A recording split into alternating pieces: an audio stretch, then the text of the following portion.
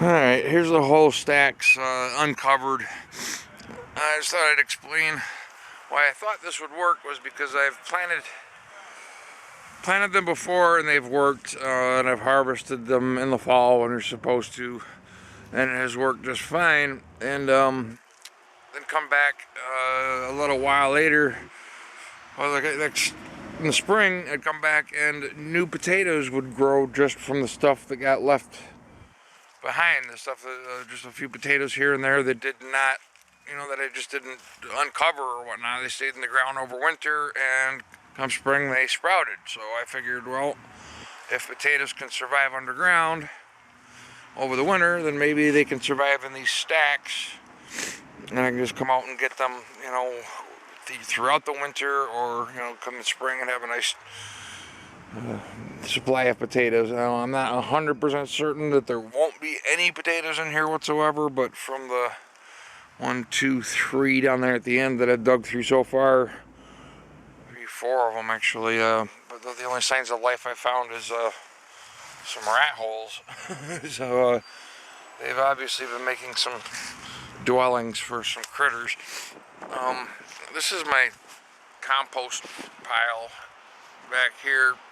It's actually 2 stages. I got it separated here, and on this side right here, all I've got right now is the remnants of when they pressed some apples for cider, and there was nothing but a clean tarp here, and tossed those down and threw some leaves on top, and then let some leaves fall on top of them, just to see if maybe some seedlings would start popping up on their own. Don't see any particularly shooting out at me at the moment, but what I'm going to do is grab this. I'm going to grab the tarp, and I'm going to drag it over into this little dugout spot right here to let them continue on doing what they're going to do, and then that'll open up the space for me again, so I can start separating the compost from the other side.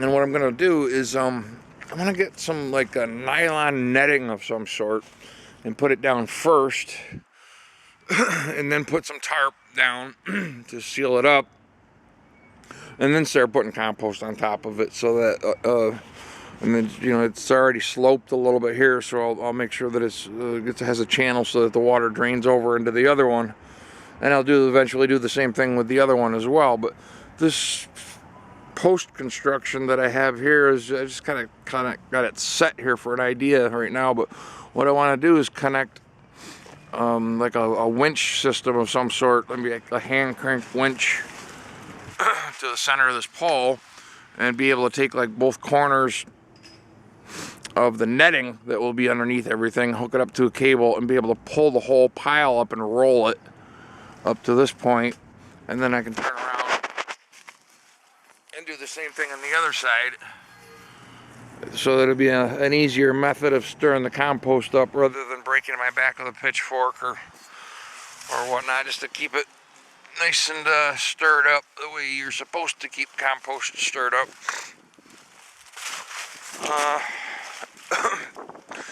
Yeah, the garden's, it's a beautiful day today, but we've got some cleaning up to do. The leaves are not nearly as bad as I thought they were going to be. Looks like the wind has blown a good portion of them away, and we did rake up a little bit before winter started. Something I wanted to point out here, well, this is also, I think I pointed this out before, I started digging soil from this spot and I covered it over with old carpeting, but I want to build another pond right here, and over here along the road it slopes down toward the sidewalk, and what I was thinking about doing was my first experiment with a process called a hugelkultur, where you take some wood, sticks and leaves and undigested compost, and put it down first, and then start piling soil on top of all of the compost, and I'll make like a swale along the top of this ridge to help hold the water from the pond in a little bit and let it just seep down gradually over this hill. And I want to turn these posts into like salad trees, and I've actually got some successful seedlings, apple seedlings, going from store-bought apples of Rome variety, which come out of Rome, New York, I believe, is where the name came from, which is not too far away, so it's not surprising that they were the first ones that actually started to germinate. But this is the trench pond that I want to turn into aquaponic fish farm. It's got the tires all along the side for extra places to grow things, and I want to build a hoop house over this whole structure, this whole ditch thing as well. Try to insulate this and incorporate a rocket stove somewhere in here. Maybe underneath the pathways, maybe even on each side. I want to put a little rocket stove in here to keep this whole thing warm in the winter time. And as you can see, maybe the position of the sun, it is starting to rise a little bit, but that is south facing, so you know it'll get sun all day long, winter or summer, spring or fall or whatnot. I think this is old I can't remember what it's, evening primrose, I believe that's what that is. This is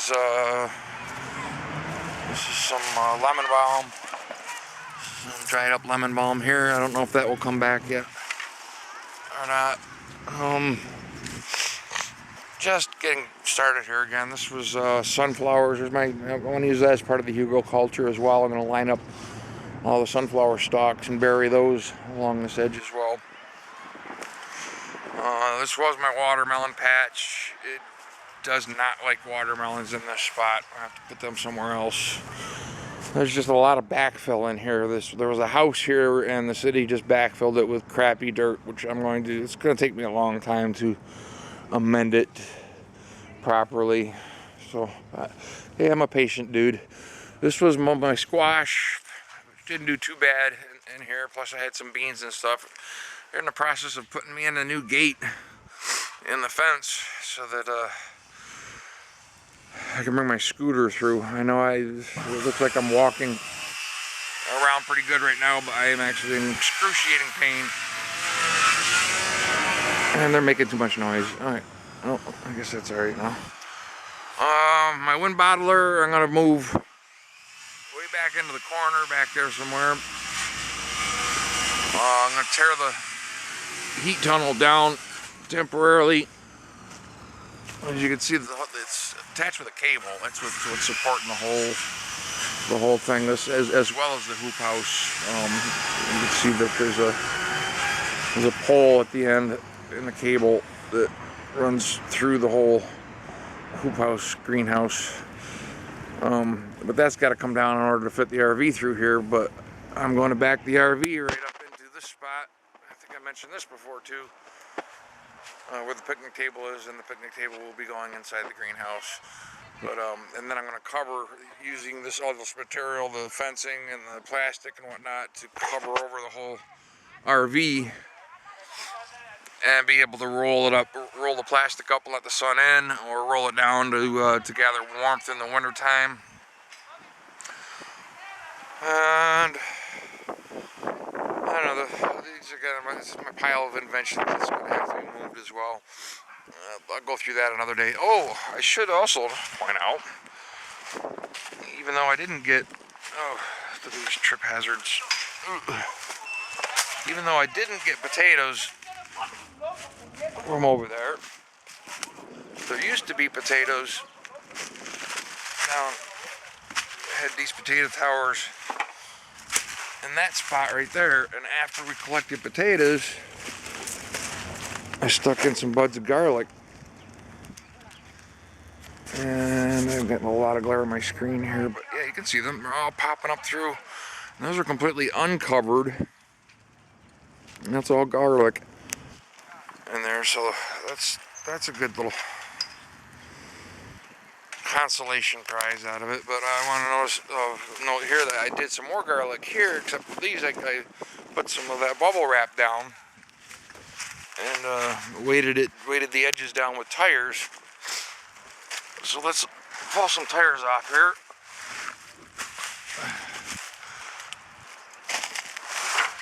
Take a look and see if it's made any difference whatsoever to protect the garlic.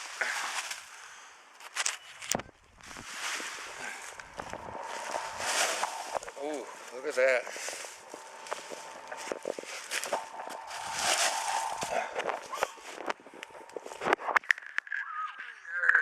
They're getting all bent over and they're saying free us, free us. But there's a lot of garlic right there all ready to come up. Good. So either way, I guess it does not matter whatsoever whether you cover them up. In fact, these are all bent over and probably would have been a lot more growth if I had not covered them. So, well, that's that. Here's the back side of the greenhouse. You can see the little channel I'm attempting to build to collect water off of the greenhouse and try to get it to flow down into the rest of the water system. And I've got another little space back here to grow some stuff in. And that big tree there is a mulberry tree. It's a big, huge mulberry tree that I erect some nets underneath and collect lots and lots of mulberries come spring. Alright. That's it. Talked a little bit about free food. I know the city's biggest concern is going to be that it looks like a freaking trash heap. Because, you know, they can find me and make all kinds of money off of me because my yard looks differently from everyone else. So, and without even bothering to try to understand what I'm trying to actually do here to be self-sufficient and help the neighborhood out and not turn it into a garbage dump. But it will, things will work out one way or another. Peace.